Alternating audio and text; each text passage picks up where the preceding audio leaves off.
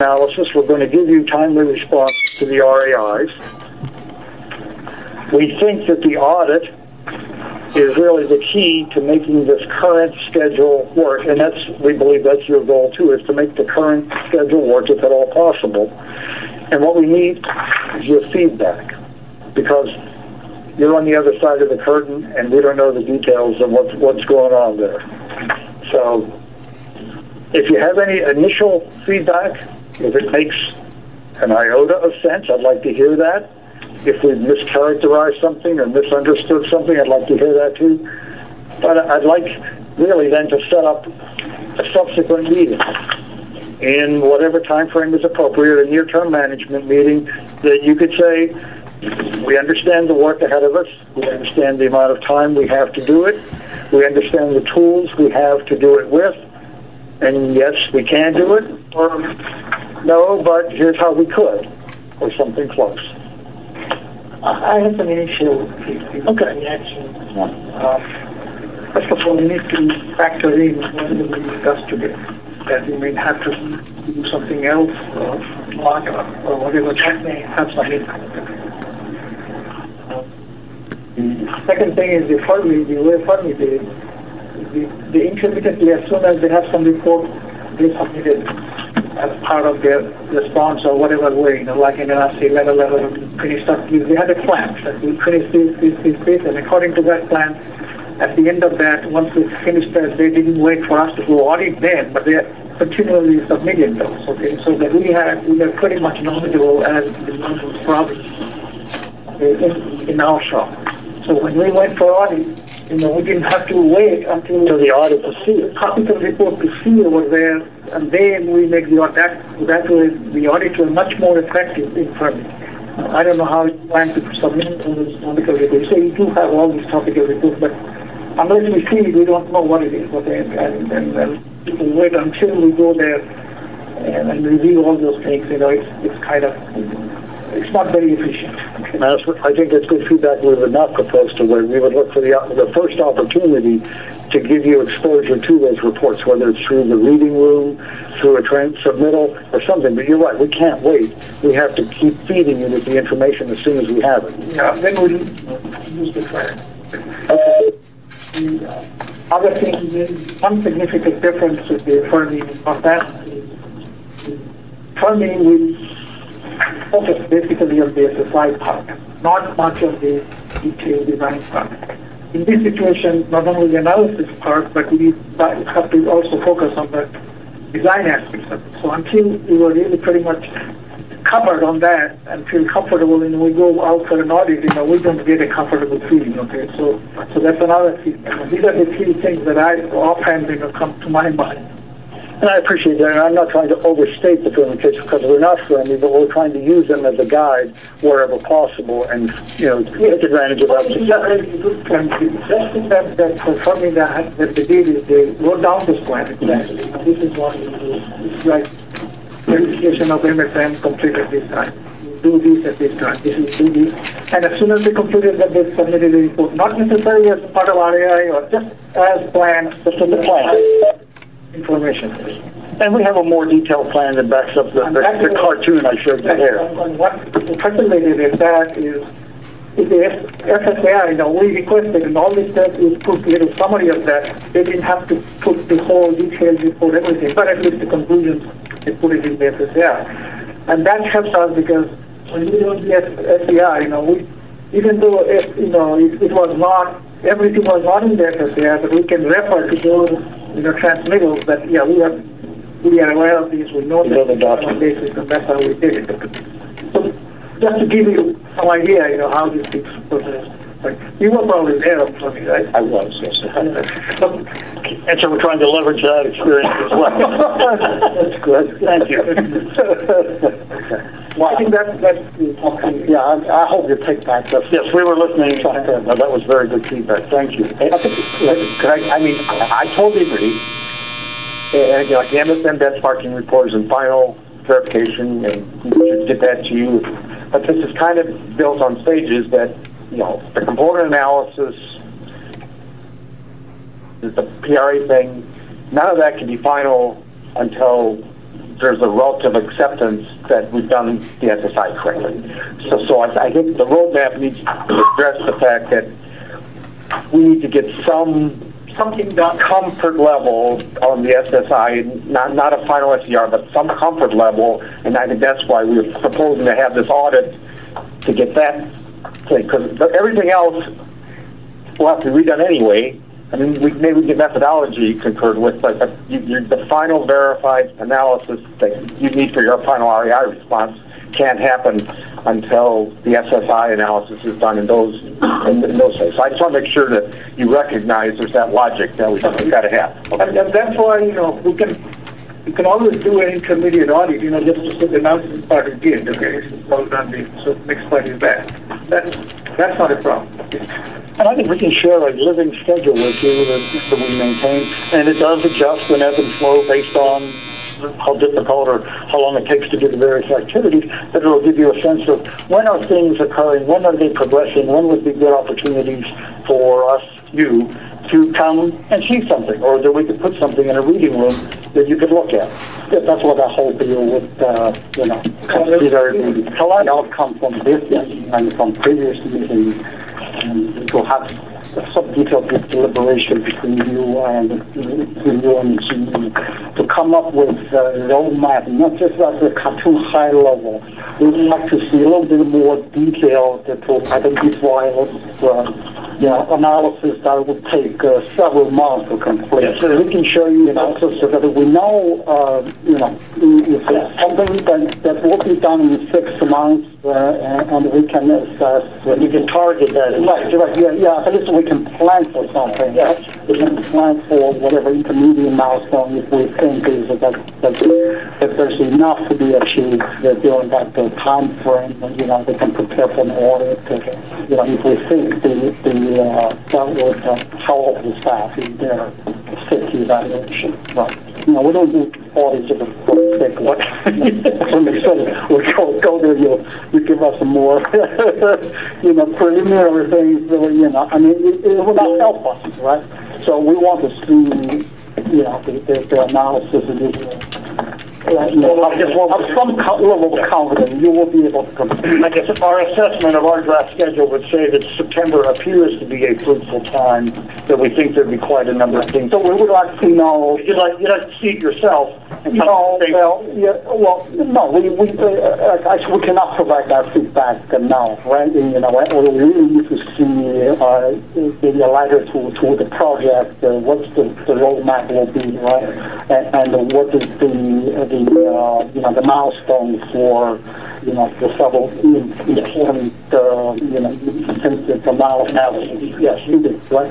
Once we have that information, I think we can provide feedback. Okay, respectful. We think it's not September. You don't have to be September, right? Maybe October. Right? Oh, there's nothing magic about it. It's not like about but we need a time frame.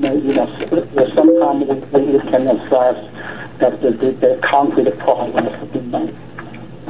So that we can actually close out, the number of issues, the important issues. I would suggest, that Army Road letter providing all these plans and this, and it would be very nice to have something like that. That's I'm suggesting we maintain a line P6 seismic schedule that is very detailed. So all we need to do is go back and understand to what level of detail and granularity would you like those presented as milestone completions. So we'll pull those threads. We can easily provide that. We keep that schedule live and updated. We do this. We need to take into account today's discussions, firm up our plans for each of those activities, and then share that with you. I think I'm seeing this that we're using for the REI responses. That's based on our best educated, path forward on how we complete all those. So we would incorporate that in there. Those same assumptions for those completions would go into the P6, and then we just extract off that accordingly. The following approach would affirm the cost to staff, right? But you also need to understand the differences between North Island and Going carry the show before. all industries in North Island is really, it's not on the SSI side. Right? It's really on the experience, demand that it was designed, right? So our concern is whether the design is still good. The design is still good. So all I think is that most things in North Island, that's part. So, what is the next step? There's nothing more presentation-wise formally. So we completed the formal part of the meeting. Any comments, decide the discussion just took place?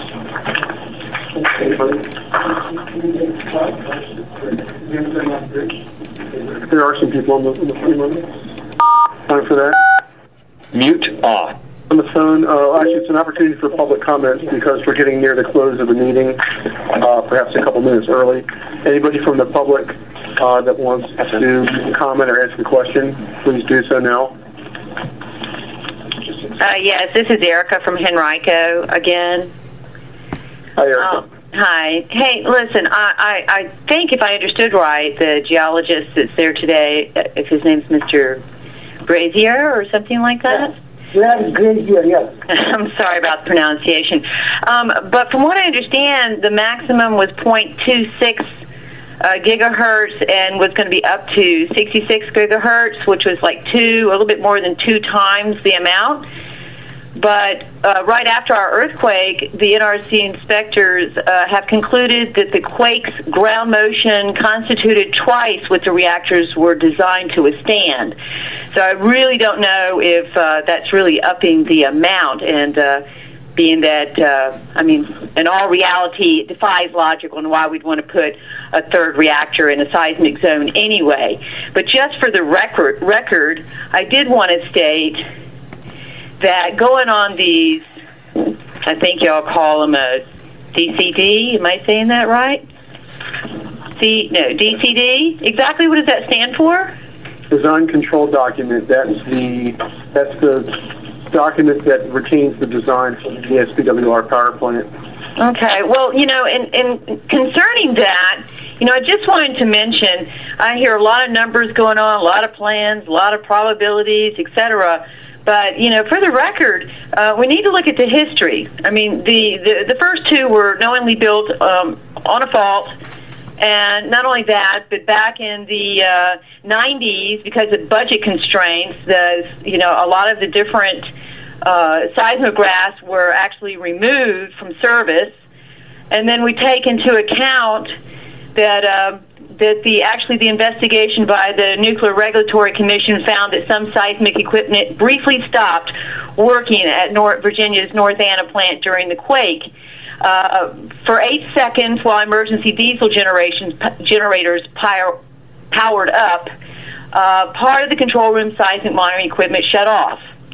So we definitely had a problem with some misalignment and some issues with actually capturing some of the motion, as well as it looks like Dominion has estimated for the free field reading, because we didn't have them. They actually put them in place after the quake, where they installed new seismic sensors, including Unit 1 containment building and the control room, and that is when they put in the freestanding seismic monitor. So, essentially, I'm not a scientist, but I can say that, it defies logic on how y'all are coming up with numbers when we're missing a lot of the data. So I'm a concerned citizen, and I think that y'all can go through all the different maneuvers that you can, but it defies logic that you're making up numbers at this point. It's again Vladimir Grazer. I don't want to, we don't have time probably to answer all your questions, but in some areas you are slightly confused, and let me explain you which area it is. Seismic equipment was not shut down, and seismic equipment was working. The problem was different. It was not communicating at this time with the control room. But we have the record. Nothing was missing. And when we investigated this, we have the whole record from very beginning till the end. This is why, please, take into account that the seismic information is complete and not missing anything. That's number one. Number two, it was two sets of instruments. One at the level of base mat and another one at the level of deck level. This is why information also is available for response of the structure. That's number 2 point. Actually, the second part is right. After the earthquake, and you mentioned this, Dominion increased in, instrumentation. They installed many more instruments, I believe 5 or 6. But this is different story. Please make sure that it is, I don't know how this confusion happened, but the records from the main Virginia earthquake is not missing anything. It is a complete record obtained at 2 different locations, and engineers are investigating these records and seismologists are studying this.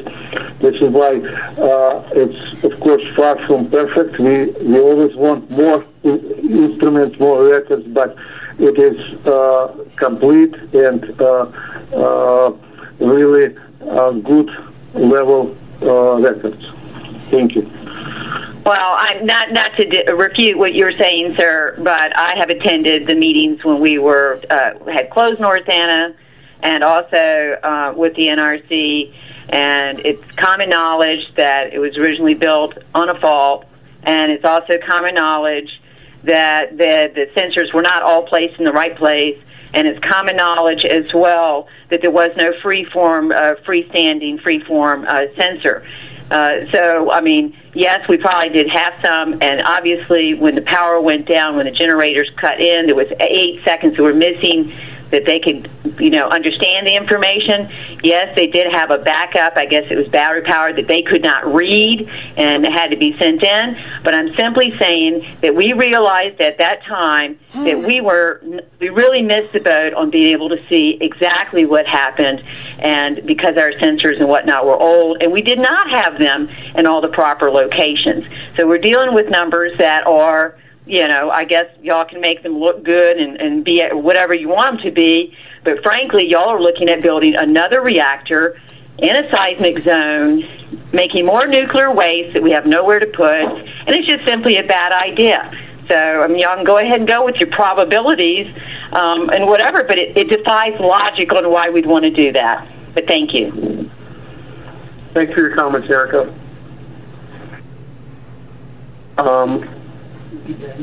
Is there anybody else from the public who wants to make comments or have any questions? I guess we're going to end our public portion of the meeting. It's 3:20 p.m. and we thank everybody for attending. Thank you, Aisha, and all the Bye-bye. Thank you. Goodbye.